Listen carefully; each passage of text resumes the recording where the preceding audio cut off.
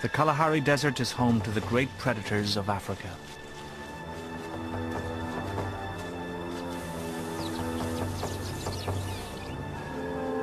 But one unlikely creature may be the most fierce and fearless of them all. Tough, relentless, and ravenous.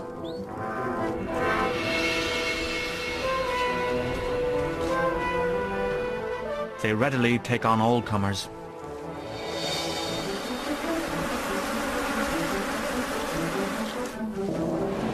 Even Africa's deadliest snakes. Theirs is a world few people know and even fewer have seen. It is the secret world of the honey badger.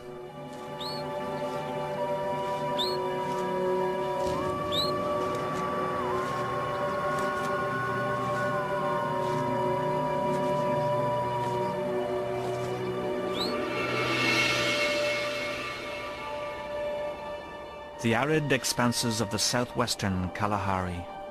Here in the Kigalagadi Transfrontier Park, a rich variety of creatures have adapted to an unforgiving place. To survive, they must secure a niche among dangerous hunters.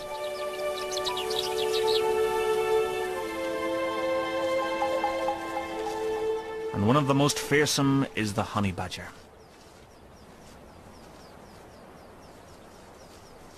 This one, guided by a keen sense of smell, is on the trail of a snake. Snakes are a great prize, and she'll stay in hot pursuit, even when the scent leads up a tree.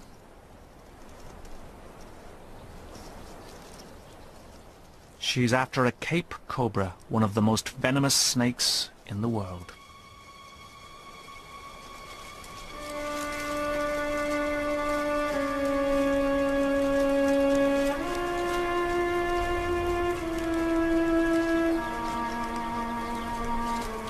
But the badger is undaunted, and she's only held back by the flimsy twigs that can't support her weight.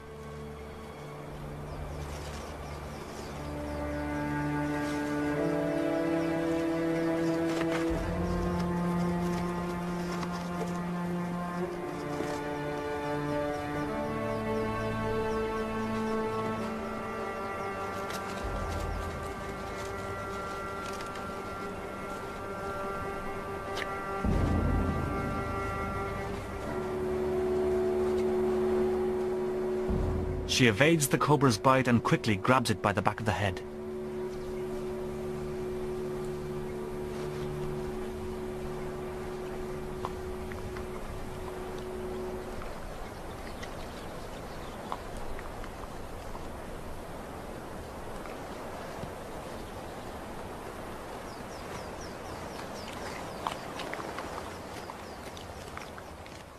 Starting at the head, she'll devour all of this 5-foot cobra in just 15 minutes. Badgers are in constant motion and have to fuel themselves voraciously. They've been known to eat some 30 feet of snake in just 3 days.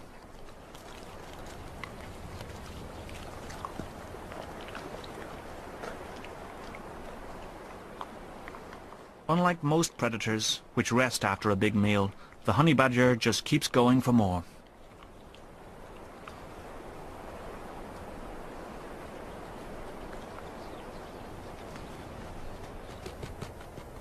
The Kalahari is a paradise for rodents. In places the sands are riddled with their burrows. The badger tests each one, while these chanting goshawks watch and wait.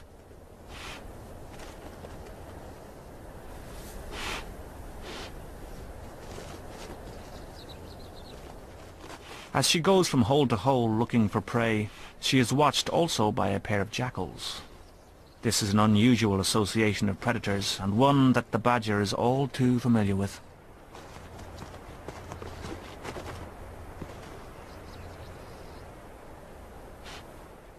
She sniffs and blows into the burrows to detect an unlucky inhabitant.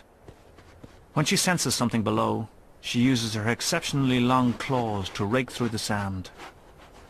But the rat escapes. And it's one for the jackals.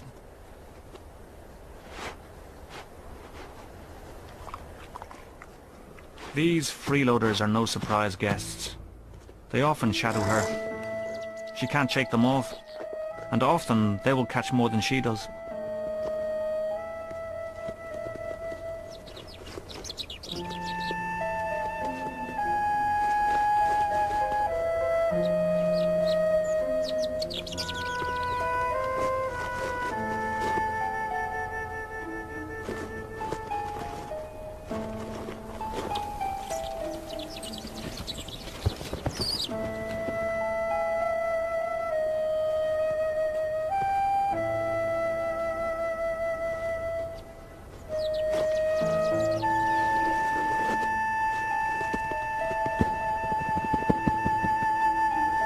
But this one is hers.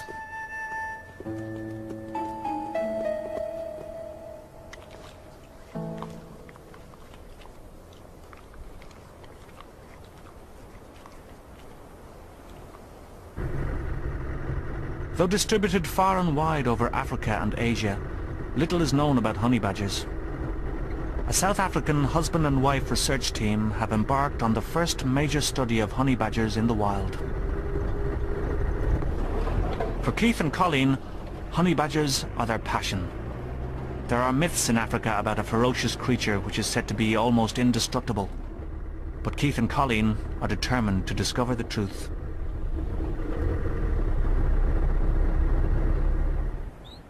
But first, find your badger. And when all there is to go on are tracks, they wouldn't get very far without the help of Klaas Kraper. Klaas is one of the last bushmen, or San, born here, who can still read the language of the sands. When we first got here, I think we were both intimidated. The whole place seemed so vast and unfamiliar. And then Klaas came into our lives. Without him, it would have all been impossible.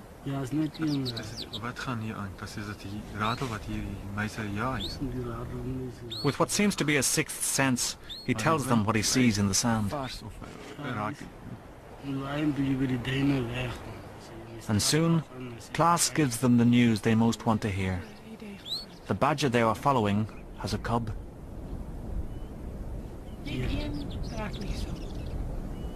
To follow a badger cub through to adulthood is about as good as it can get for Keith and Colleen.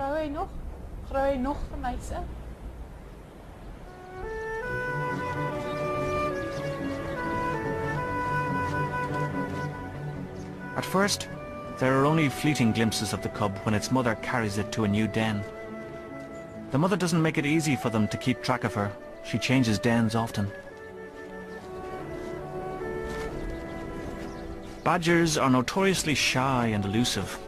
It will take weeks before the badger mother will allow observers to share her life. And when she does, the cub is about 3 months old. He's revealed as a lively little replica of his mother with the same striking coloration. It warns of the fierce disposition he will one day display.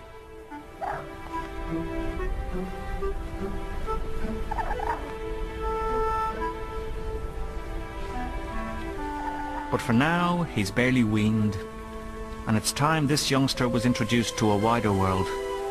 Today, she's taking him along on his first foraging trip. From now on, he'll be expected to walk, at least some of the way.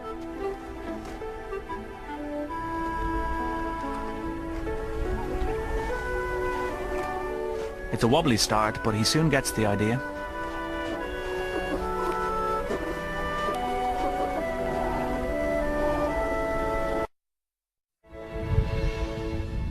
Rain doesn't happen often in the Kalahari, but today's the day.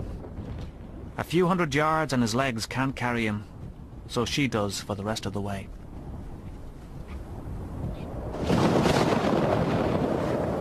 The cub is tired and wet. This is his first brush with the cruel world outside his burrow, where only about half of the cubs survive to adulthood.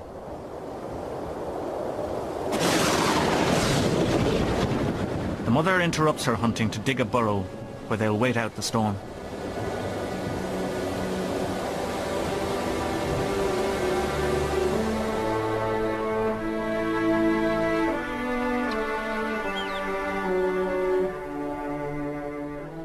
After the storm, mother and cub continue on their way.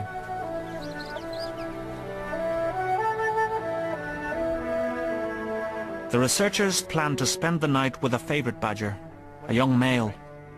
They'll find him by following the radio signal coming from a small transmitter that has been placed in his body cavity. I can only hear HB12. He's quite close, but nothing else. Male badgers can cover up to 25 miles in a day, and Keith and Colleen may climb many high dunes before they pick up the badger signal. Anything else?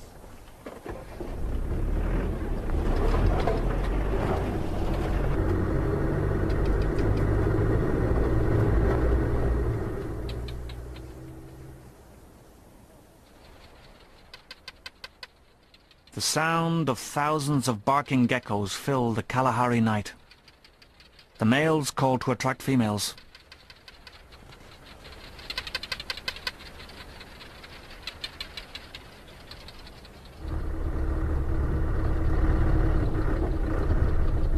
To your right.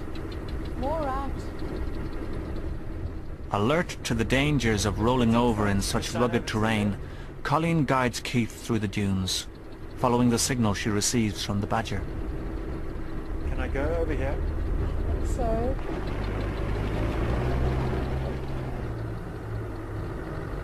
there he is. Eventually, they find their badger cooling himself on a dune. Clayman's sunbathing. It's on an open dune, and he seems very relaxed. What's the waypoint, Keith? Waypoint 18. Kilometer 126.3. Klaas, the bushman tracker, has named some of the badgers. This one he calls Kleinman, which means little man.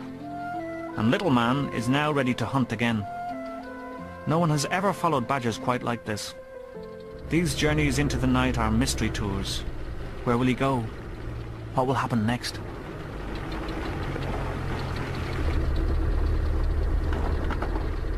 Little man has found a puff adder that has just caught a gerbil, and the badger does an extraordinary thing. He swipes the gerbil from the puff adder's mouth, then casually settles down near the deadly snake to eat its prey. And when he's done, he moves in on the puff adder itself.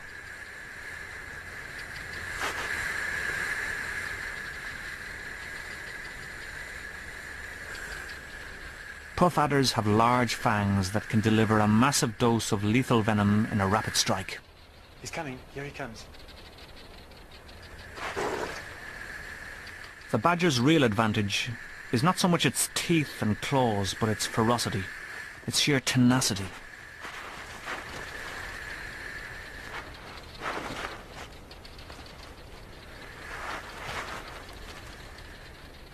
I think he's got it. Lights. Lights.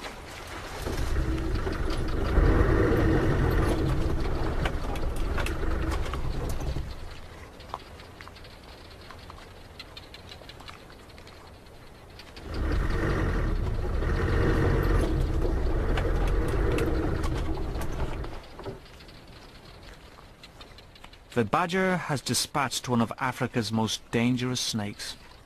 As always, he starts at the head, destroying the lethal fangs. But this time, it may be too late. Look at his right cheek. The right cheek, it's swelling up. Clayman's been bitten by the puff adder, right cheek swelling, and he stopped eating the snake. This is a tense moment for Keith and Colleen. It's taken many months to get this close to little man. He's quite a character and he's taught them a lot about badgers. Now it looks like he's showing them how readily a badger can die. His breathing is very shallow, and the swelling, tennis ball size on his right cheek, he's just lying in the open. But after almost 2 hours, there are signs of life. It's 03:48, and he seems to be recovering, but he's still got the swelling. Little is known about the immunity some animals may have to snake venom, Very swollen, but this much is sure. but he seems Little man has survived the bite of a snake notorious for killing humans, and now, to their astonishment, he returns to his deadly dinner.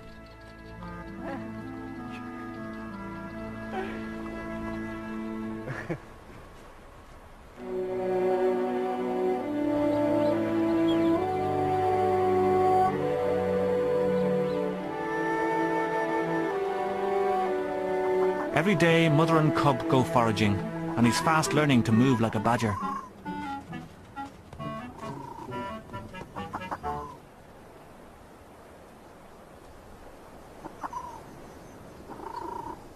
But the constant trotting over the dunes is tiring for the little guy. He's tired and hungry, and while his mother digs for a lizard, he's ready to nap right where he is. And all this sand.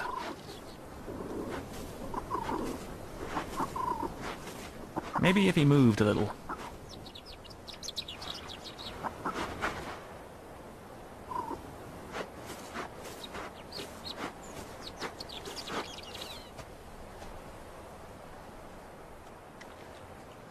His mother gives him a giant ground gecko.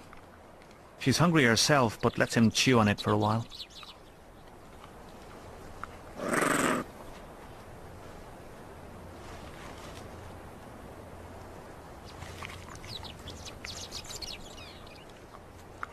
He's just getting into it when his mother returns, and this time the gecko is only his for as long as he can hold on to it.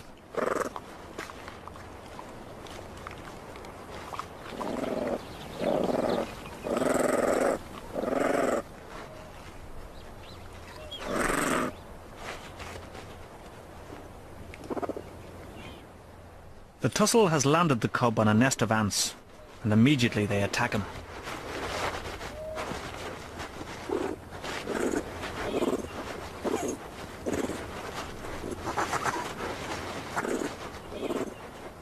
His mother isn't too concerned.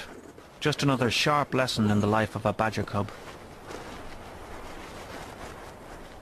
And with a rough rescue, he gets the message. It's time to trot along.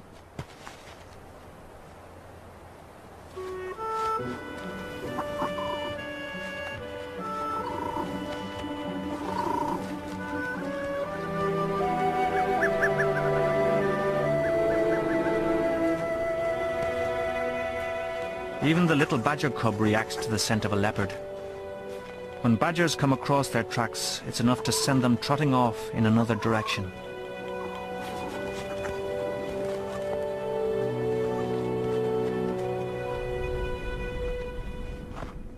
Leopards prowl throughout this part of the Kalahari.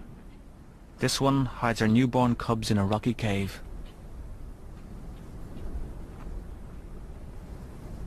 From its entrance, she can look down on potential prey.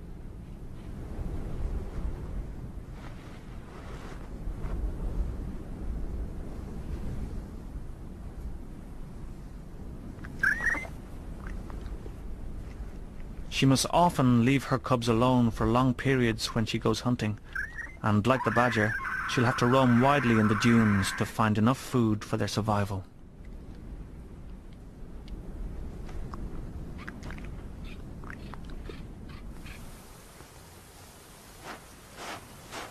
A slow-moving badger has drawn the attention of a leopard.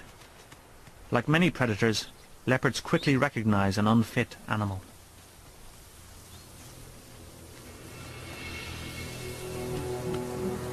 This old female should be an easy catch.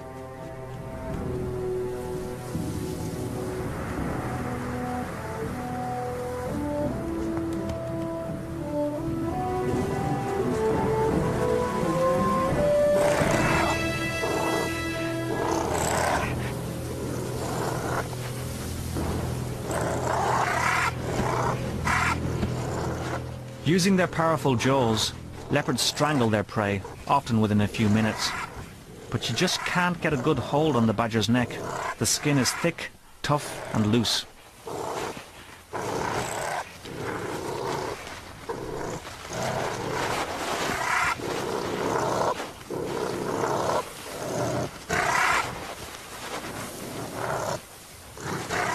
By now, other prey would be dead, but this one still struggles fiercely, She refuses to die.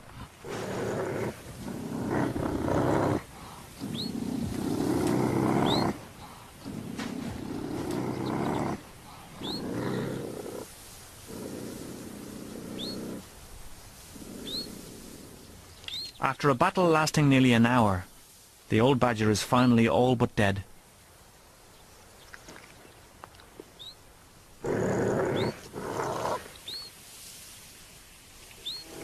The leopard departs with her half-blind, nearly toothless prey, and at least one badger myth appears to be true. They are the very devil to kill.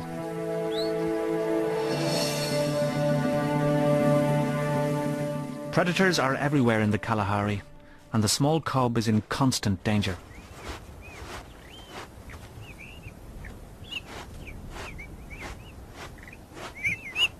While the mother digs the den in which he'll rest, her rough signals only confuse him.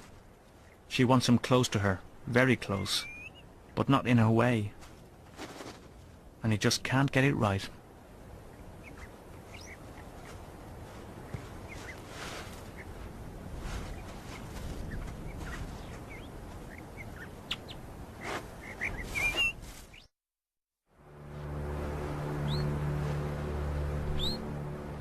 Every so often, Keith and Colleen must capture the badgers they are studying. They're stalking a female and her large cub.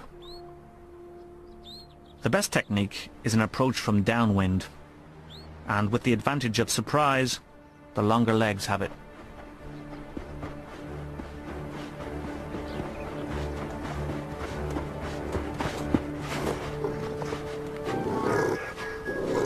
Though entangled in a strong net, the badger still has the use of its powerful jaws, and occasionally one will give Keith a bite to remember it by. Keith quickly sets about sedating it. Colleen has caught the other one, and she anxiously waits for Keith.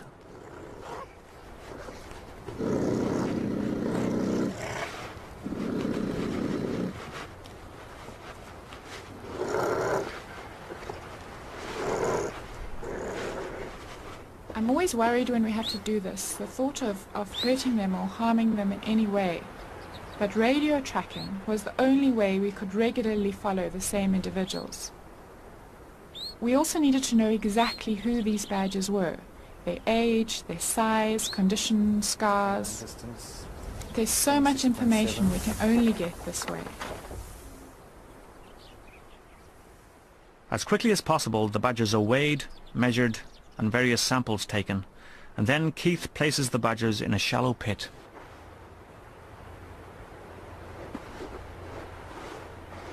We've immobilized more than 70 badgers now, and only once had a problem when a female rolled into the sun before she came round. Now we've learned to dig a pit in the shade. They're safer this way. It's dark and cool, and they can sleep off the effects of the drugs in their own time.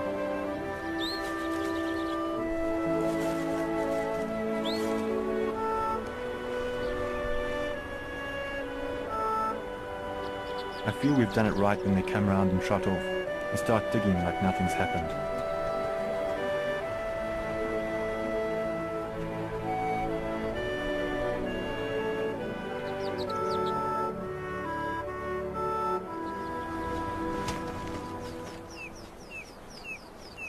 The cub can be a handicap to this working mother.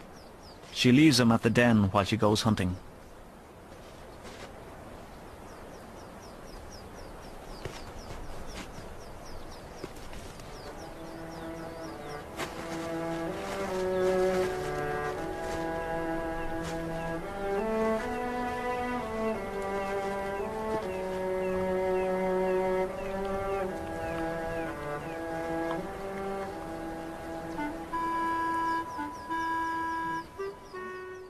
He should be safely below, out of harm's way, but he wants to explore a little first, and he's unaware he's in danger.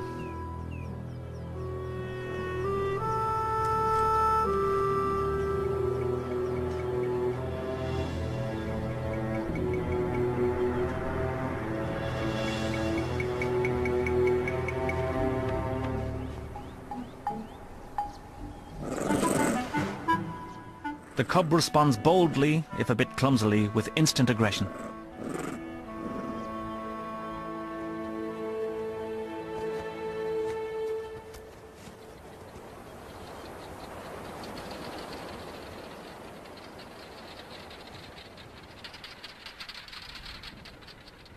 Tonight, the mother's voracious appetite demands something substantial.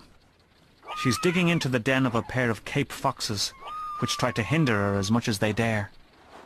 They have their pups down below.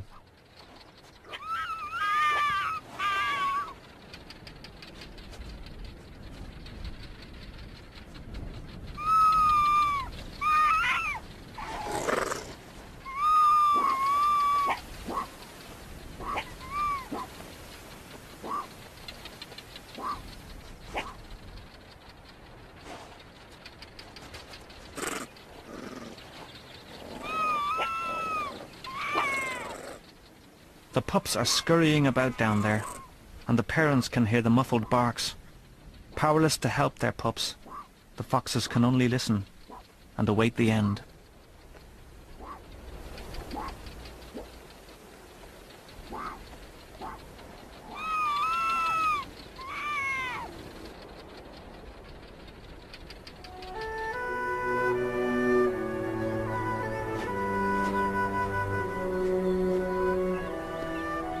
The badger cub is thriving. It's been a month since he went on his first foraging trip with his mother, and while she digs a den, he does some excavations of his own.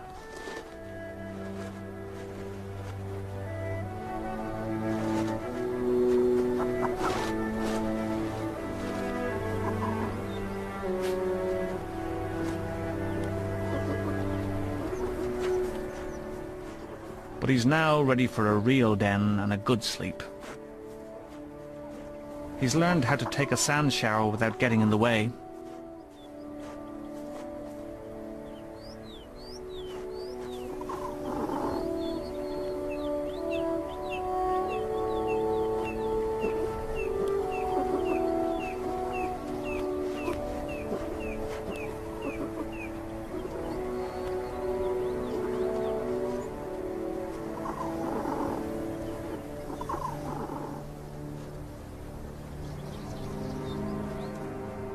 As usual, she leaves her cub, but this time far out of sight.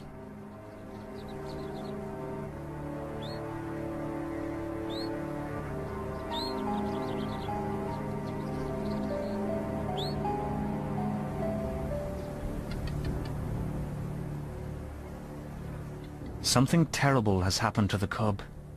He's been savagely mauled. Why and how is not clear. He's dying, but still his mother's instinct is to carry him away to safety.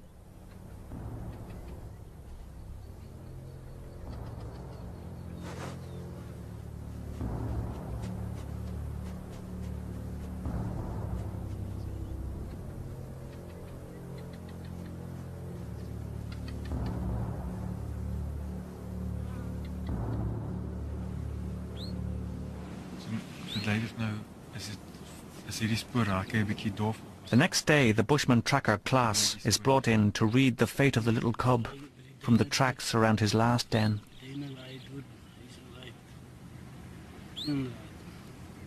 Maar die wind, je kan hem nog die spoor vat. Ja, nee, ik kan die spoor aanhouden onder die wind. Ik zie hem dan.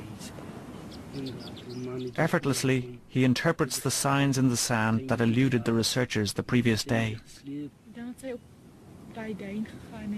He tells of another badger that came, and how that badger dragged the struggling cub from the den and ran some way with it in his jaws, before the mother caught up with the intruder and fought to regain her cub. The hands tell the story, and the researchers learn that honey badgers will kill their own, but why, he cannot tell.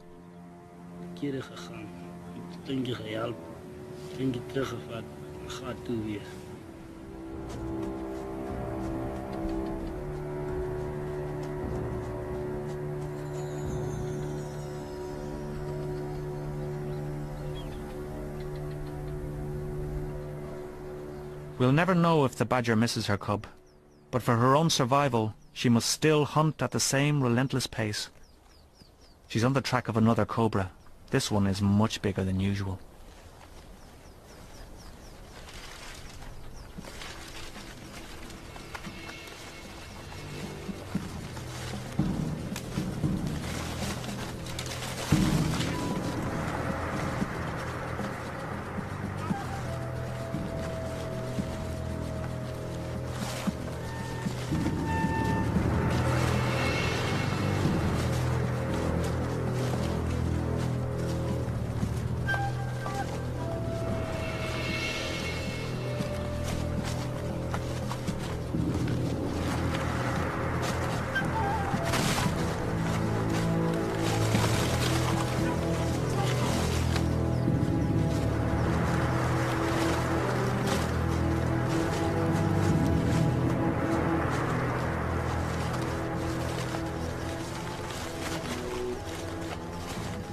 Eventually, she grabs the snake from behind and drags it to the ground.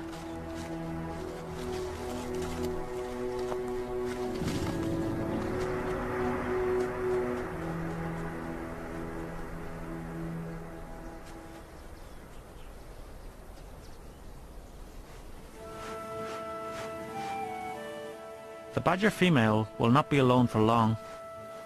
Within a few weeks of the death of her cub, she's in heat again, and the males will seek her out.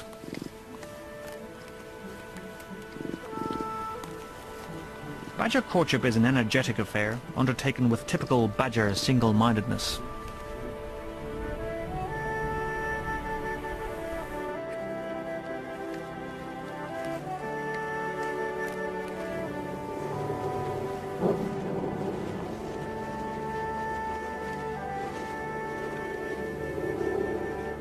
If this mating is successful, she'll have another cub in about 2 months. But it will be far longer before the researchers see her again. They have other badgers to see, and it will be many months before they meet up with this one again.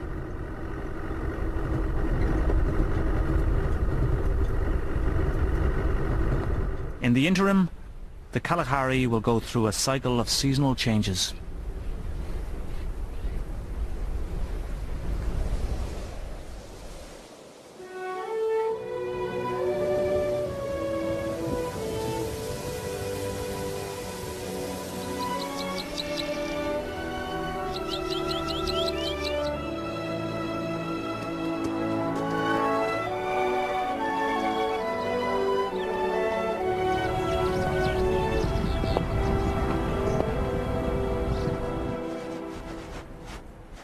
More than a year has passed since the death of her cub, and the badger mother has successfully raised another. It's a female, almost as big as her mother, but still unable to fend for herself.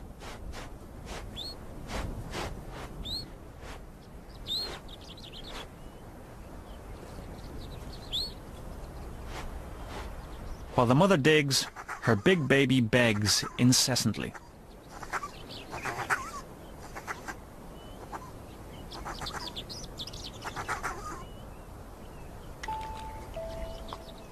The cub's slow development is not unusual among carnivores, with much to learn before they can become independent. This young badger must become skilled at finding and killing a variety of offspring.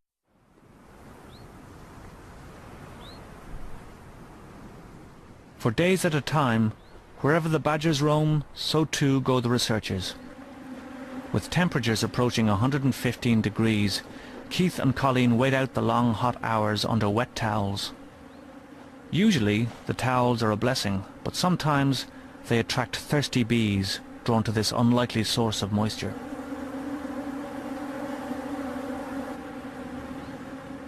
So Keith and Colleen will wait here, in the company of bees, until their badger goes hunting again.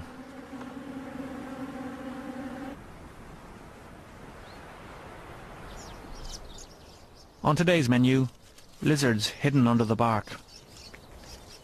The mother is nearly as sure-footed in a tree as on the ground. But badgers are not born climbers.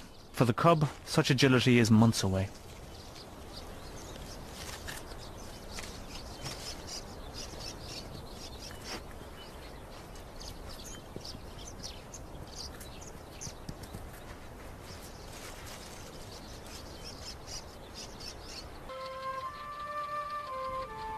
The mother badger is not sniffing for prey.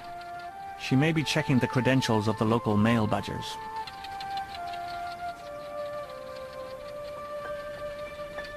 The researchers have discovered that badgers visit certain places to defecate and leave scent messages for one another. From this visit, she may learn about the males, and they in turn discover that she's in heat.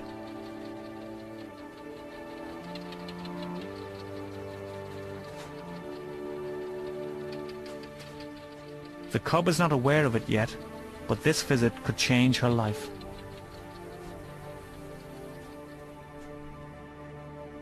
It's not long before a suitor has picked up the mother's scent and is out in front in the race to reach her. She's digging herself a burrow where she'll play hard to get until an acceptable male comes along. But this male has no doubt that he's Mr. Right. He quickly homes in and with barely a pause enters the burrow.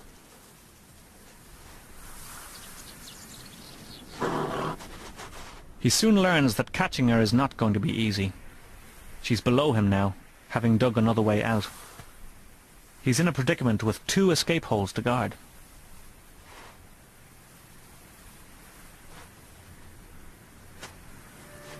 Something tells the cub she's in the way, and she skulks off on her own. Her close relationship with her mother has suddenly ended.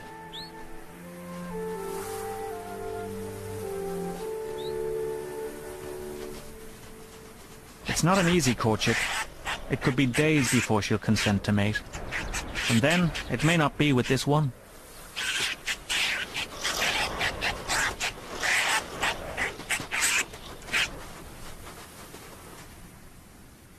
Other males have picked up her scent and converge on the scene.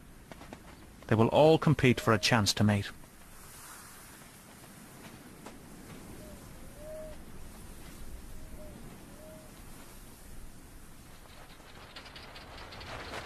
And then there's this tough old character, the dominant male, victor of many battles.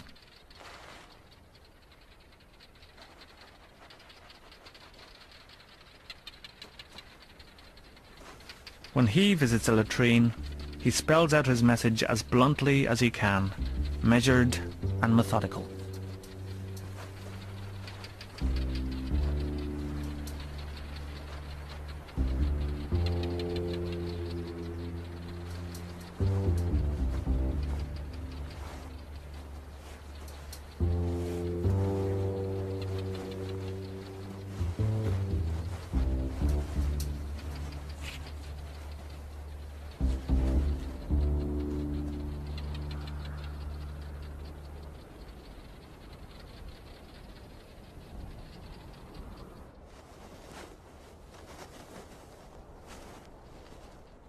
The big male's crude charms have worked. Male and female will remain in the mating burrow for 3 or 4 days.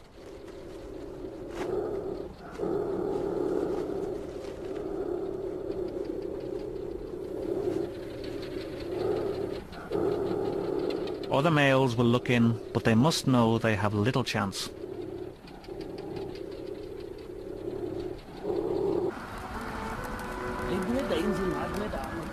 After 3 years in the desert, Keith and Colleen will soon be moving on. They reminisce with class about the unique glimpses they've shared of the world of the honey badgers. They now have facts to replace the myths. But they have revealed also an unusual animal, one perhaps more incredible than the myths.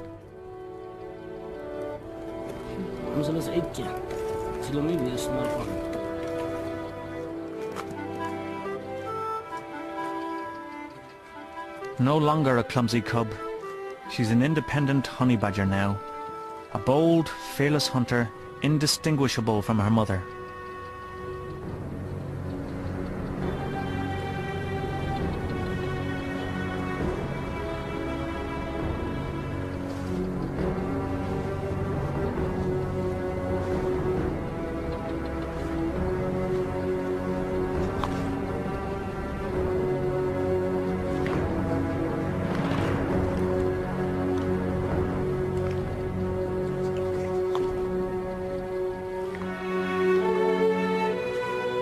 She has acquired the skills to survive in her harsh world, and one day, she too will become the sternest of teachers.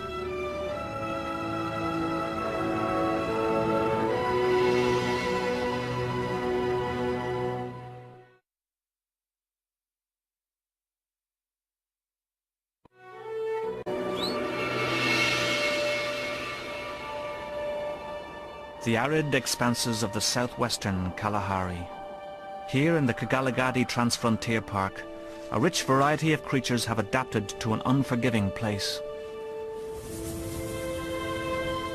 To survive, they must secure a niche among dangerous hunters.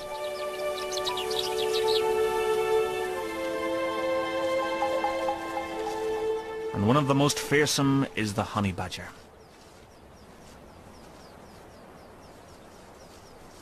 This one, guided by a keen sense of smell, is on the trail of a snake, Snakes are a great prize, and she'll stay in hot pursuit, even when the scent leads up a tree.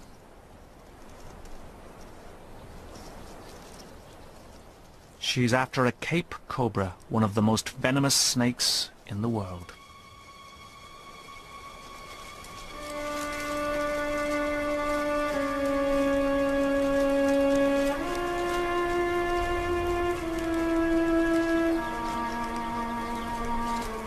But the badger is undaunted, and she's only held back by the flimsy twigs that can't support her weight.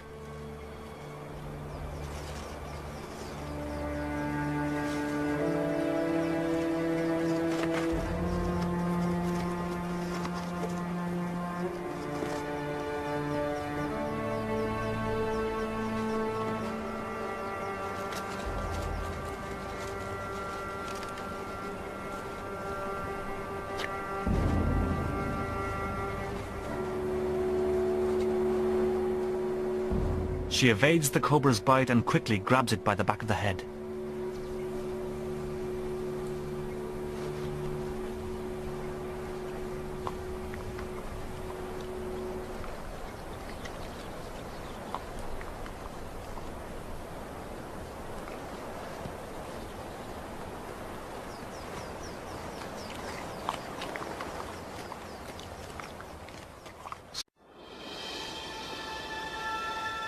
The Kalahari Desert is home to the great predators of Africa.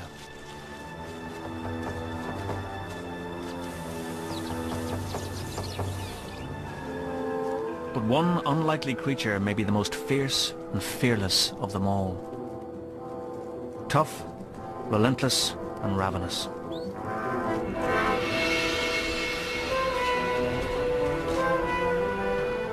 They readily take on all comers.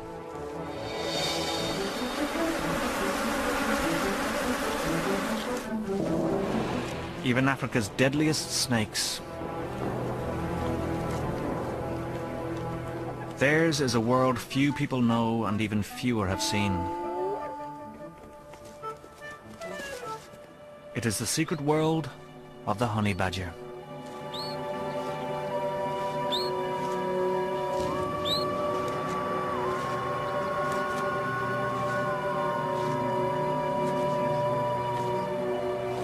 Starting at the head, she'll devour all of this 5-foot cobra in just 15 minutes. Badgers are in constant motion and have to fuel themselves voraciously. They've been known to eat some 30 feet of snake in just 3 days.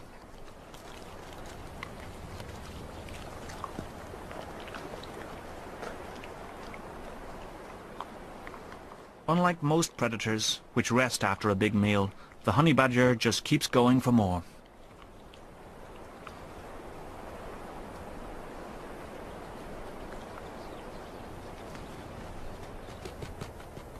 The Kalahari is a paradise for rodents.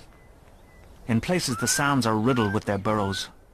The badger tests each one, while these chanting goshawks watch and wait.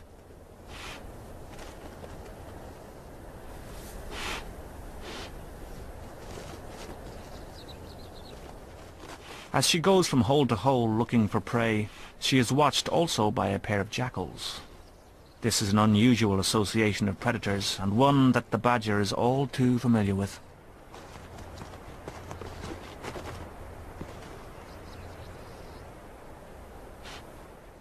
She sniffs and blows into the burrows to detect an unlucky inhabitant. When she senses something below, she uses her exceptionally long claws to rake through the sand. But the rat escapes. And it's one for the jackals.